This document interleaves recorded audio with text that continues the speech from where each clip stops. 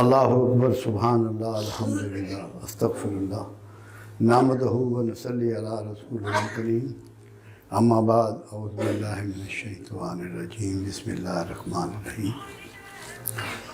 ابھی جب میں محفل میں شامل ہونے کے لیے اپنے کمرے میں سے نکلا تو کمرے میں ایک نوجوان سے ملاقات ہوئی، غالباً شاید وہ گجرانوالہ سے تشریف لائیں۔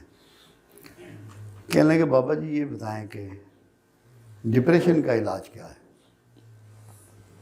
میں نے کہا یار پھر تمہیں اکیلے نہیں بتاتا، اوپر محفل میں بتا دوں گا تاکہ سب کو اس کا فیض پہنچے۔ بات یہ ہے بہت آسان علاج بتاؤں گا، کرنا بھی بہت آسان ہے۔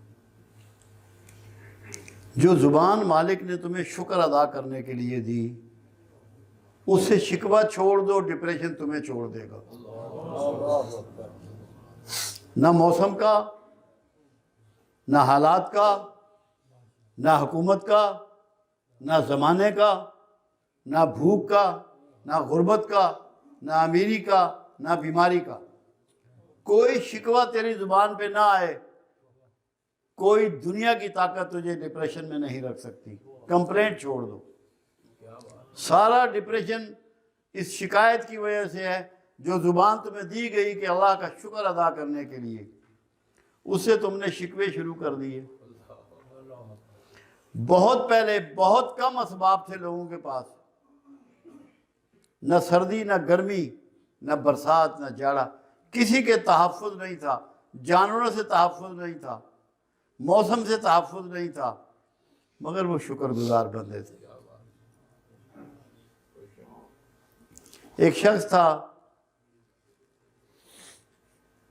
وہ مسجد میں گیا اور اللہ سے دعا کر رہا تھا کہ یا اللہ مجھے جوتے تو دے دے۔ اس کے پاس جوتے نہیں تھے۔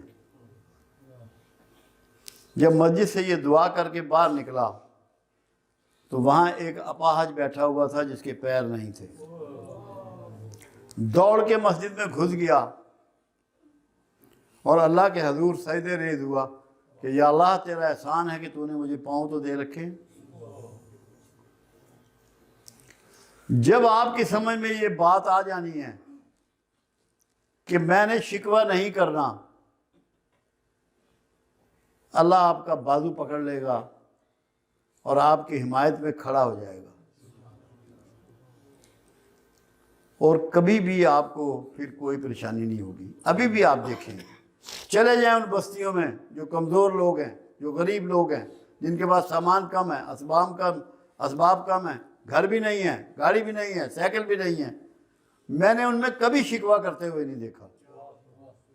شکوہ تو بھرے پیٹ والے لوگ کر رہے ہیں، تو جو شکوہ کرتا ہے بھرے پیٹ وہ تو اللہ کا باغی ہے۔ باغی کے لیے تو پھر سزا ہوگی۔ تو ڈپریشن ایک سزا ہے اس کو، بغاوت کی وجہ سے۔ کوئی شکوہ آئندہ نہ کرے کوئی بندہ۔ کیوں؟ بات یہ ہے کہ سب کچھ اللہ کے اختیار ہے۔ ہم پڑھتے ہیں لا حول ولا قوت الا باللہ العلی العظیم۔ ساری طاقتوں کا سزاوار اللہ تعالیٰ ہے۔ جب سب کچھ اسی نے کرنا ہے، اسی کے معاملات ہیں، اسی کے اسباب ہیں، تو آپ جب شکوہ کرتے ہیں تو کس کا کرتے ہیں؟ مالک کا، میکر کا، خالق کا۔ دوسری ایک اور چیز جو اس سے بچنے کا راستہ، آپ کو پروردگار عالم نے دو آنکھیں عطا فرمائیں، ایک دائیں اور ایک بائیں۔ دائیں آنکھ اچھائیاں دیکھتی ہے، خوبیاں دیکھتی ہے، کمالات دیکھتی ہے، محبت دیکھتی ہے، حسن دیکھتی ہے، خدمت دیکھتی ہے، اخلاق دیکھتی ہے۔ اور بائیں آنکھ خرابییں اور کمزوریاں اور کرائم اور برائی دیکھتی ہے۔ جو بچنا چاہے ڈپریشن سے اپنی بائیں آنکھ کو بند کر لے، برائی دیکھنی چھوڑ دے۔ جب اسے لوگوں میں اچھائی نظر آئے گی، برائی نظر نہیں آئے گی، تو لوگوں سے محبت شروع کر دے گا، اخلاق شروع کر دے گا، دینا شروع کر دے گا۔ اور دینے والے کو کیسے ڈپریشن ہو سکتا ہے؟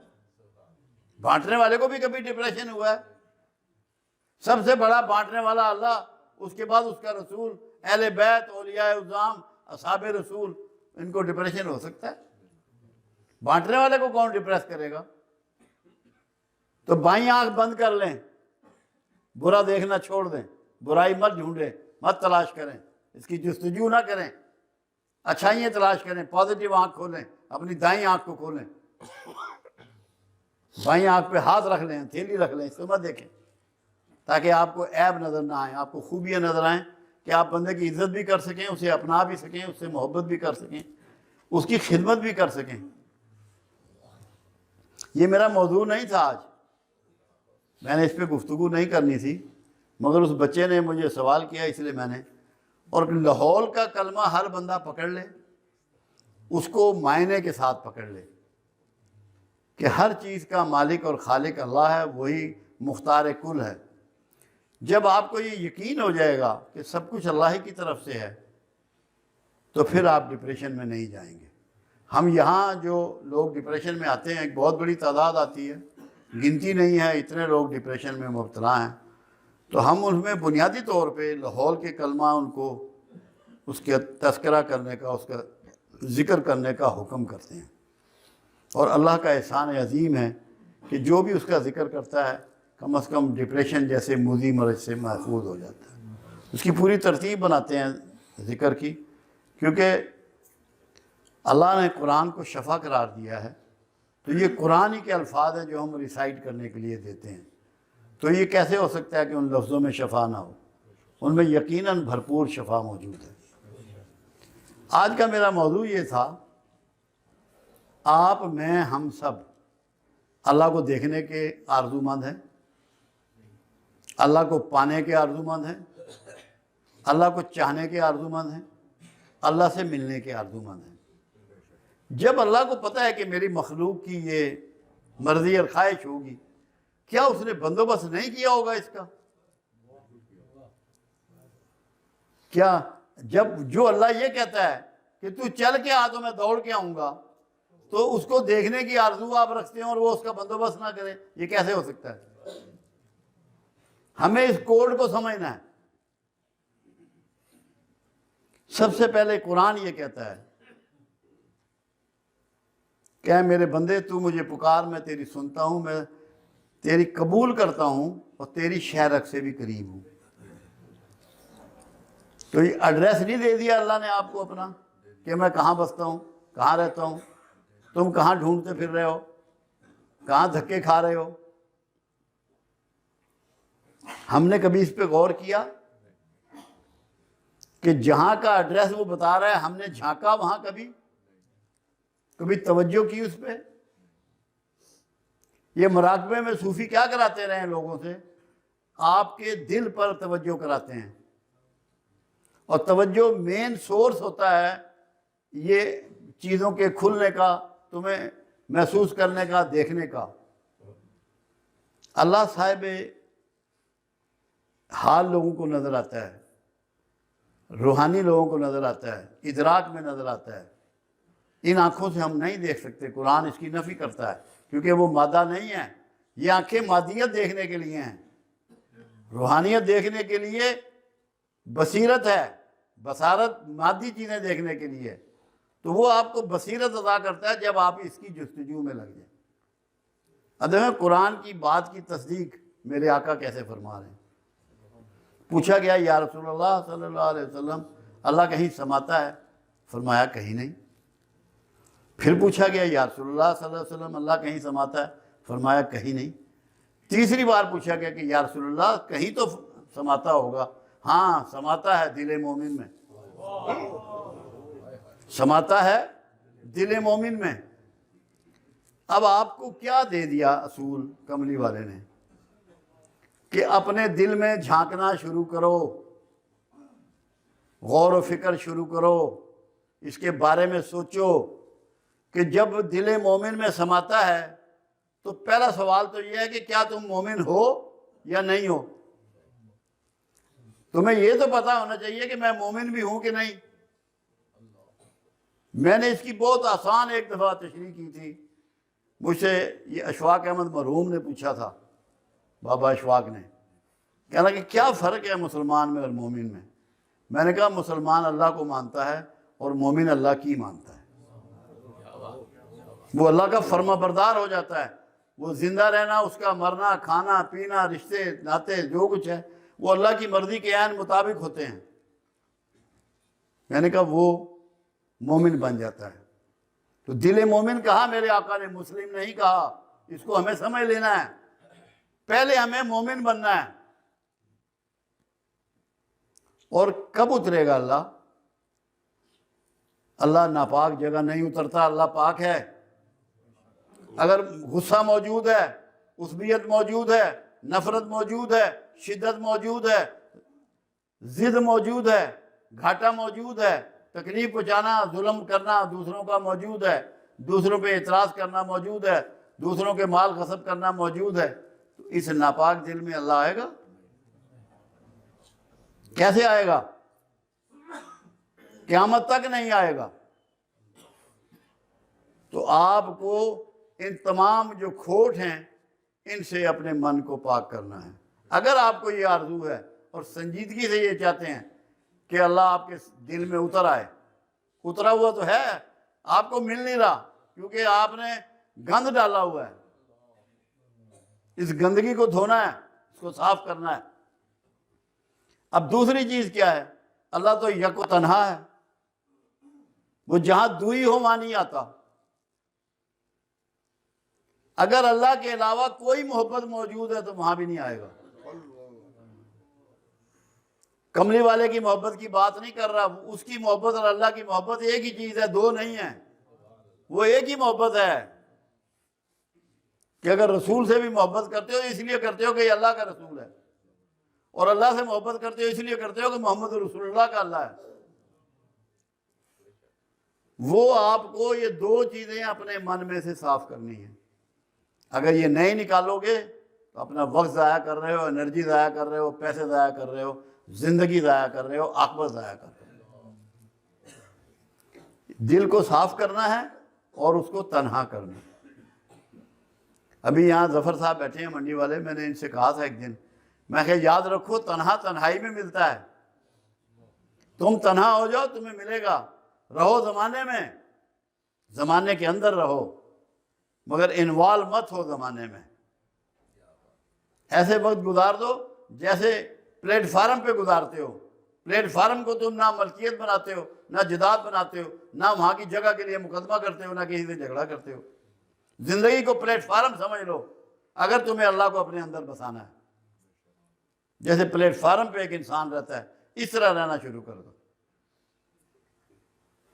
تو پھر انشاءاللہ کوئی وجہ نہیں کہ پروردگار عالم تمہارے من میں نہ سما جائے اور تم مومن بن جاؤ اور تمہیں محسوس ہو. کیونکہ آقا نے ایک بات اور کہی، مومن کی فراست سے ڈرو کہ اللہ کے نور سے دیکھتا ہے. اس کے اندر اللہ کا نور اترے گا تو اس سے دیکھے گا نا. کتنی بڑی تصدیق ہے سرکار کی. پھر آپ دیکھیں حدیث قدسی ہے، یہ مضمون بہت امپورٹنٹ ہے، اس کو ہمیں سمجھنا ہے. اللہ کہتا ہے میرے بندے میں بھوکا تھا، تو نے مجھے کیا کھانا دیا؟ اے پروردگار عالم تو بھی کھاتا ہے؟